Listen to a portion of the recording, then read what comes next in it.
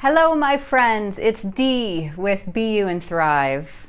I had to come in and I'm going to riff here with you guys because I feel like I want to be present and I want to connect with you today.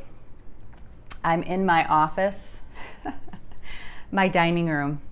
Hey, I have been kind of in the mully grubs the last couple days, and a silly reason, I think it's compound of reasons, but one is that I don't have an office, I don't have a studio, and first world problems, right? Look at this beautiful space behind me. If you were to look on the other side of me, you would see this big mirror on the wall, and I take sticky notes, lots of sticky notes, and it's my brainstorming wall, it's my storyboard, and I find myself every day putting these sticky notes up on messages that I have in my heart that I want to speak about, that I want to write about, that I want to do and execute in different ways. And then in the evenings or before the weekend comes, I find myself, I'm gonna grab some more, putting them in big piles so I can take them off the wall. And when I did it to prepare for some travels that I'm leaving on today, I was getting frustrated, taking everyone off, going, oh, why don't I have a studio? Oh, why don't I have a space? And just got a big check in my heart. And gosh, what I mean by that is I'm pausing, I'm humbling myself, and I'm stepping back and being grateful. P.S. If you've listened to any of my podcasts on the practice of living as we intend, you know I'm crazy emotional. I blame it on menopause. This is a woman's site, so you'll get me if you're over the age of 40. I've been really working on listening, exercising love and compassion to others and to myself. I think this life can be so busy, and we have these great truths and these great messages in our heart, but we're also in this kind of keep up mode, if you will. Whether it's keeping up with what we're seeing on social media, what we see our friends doing, keeping up with our family members, keeping up with the expectations that we feel others have for us, or the expectations that we have for ourselves.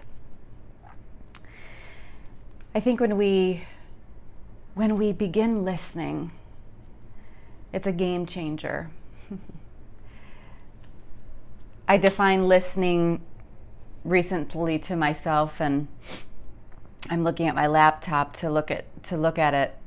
And it says listening with designed intention. I looked up the words listen, I looked up the words designed, and I looked up the word intention. I consider myself a wordsmith, and I love redefining things and discovering newness in words, because I feel like when we begin to define things for ourselves, that we can instill them in our hearts and really begin to live by them. We can practice with them intentionally. And so the word listen is to hear, to pay attention to welcome, and to receive. I love those specific four words, because when we're listening, absolutely, we're trying to hear, we're trying to sharpen our ears. Lately, I've been putting filters over my ears because there's so much chaos all around me, and I just want to filter the chaos and just hear what my heart needs to hear. And so I think listening goes beyond hearing, but it's paying attention. It's being aware. And once we feel like we hear something that our heart needs to hear, perhaps to get us closer to stepping forward, or just closer to living the way that we're individually called to live, that we welcome it and that we receive it. I use the word designed within my definition of listening with designed intention, because design is to create. Design is to accomplish, to execute. In my past, I've been in positions where I've stayed extremely static because I kept asking God, like, well, how or why or what or when or with whatever. What I don't get it. And so I just kind of stay in my little box. And I believe that we each have something within our hearts. We each have gifts. We each have talents. We all have experiences. You've experienced things that I have not. I have experienced things that you have not. You've met people and been mentored by them that I have not, vice versa with myself. We each can be teachers. We each have something to give someone else, plural. And so that idea of designed intention means I'm doing it for a reason. I'm doing it to be actionable. I'm doing it because I know that in order to become all that I was intended, I have to do more than just think. I have to take action and do designed intention to do, designed intention to listen. And that last word is intention, intentional. A few words that I've paralleled with that word is attention to do with purpose, unforced, that's a beautiful word in my life right now, examined, well chosen, and well advised. We get so excited right now with technology, right? Because it offers us so much capability to do, which is incredible. And it's a tool that we each should be using. But we can also find that we just like dive in head over heels, if you will. We take the plunge, the Nestea plunge. Did any of you guys used to do that when you were kids? The big bomb, whatever that dive is called. Help me with that one, somebody. But we didn't examine what we were going to do first. We didn't make sure that it aligns with our hearts. We didn't intentionally make sure that it was well chosen for us. We didn't ask our mentors or the people in our lives that are well seasoned, that have wisdom, that have gone before us, that we look up to, that are like-minded in spirit and mind and heart as we are, as you are, as I am, to say, does this make sense? And I don't share all this to say be static and be in a holding place by any means.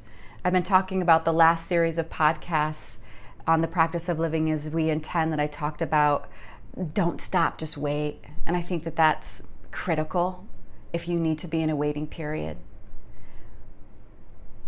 Right now I'm thinking about listening, and within that listening, doing, and within that doing, making sure that it's intentional.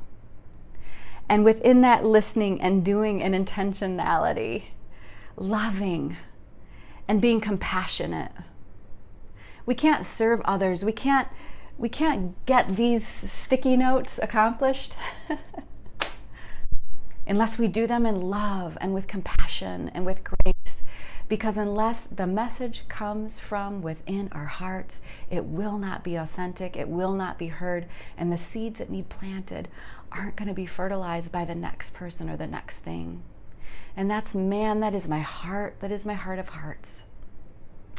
To serve and to give from my heart, to share my many, many experiences, to share the mentorship that I've had, to share what I believe is true, this idea of becoming all that we were intended.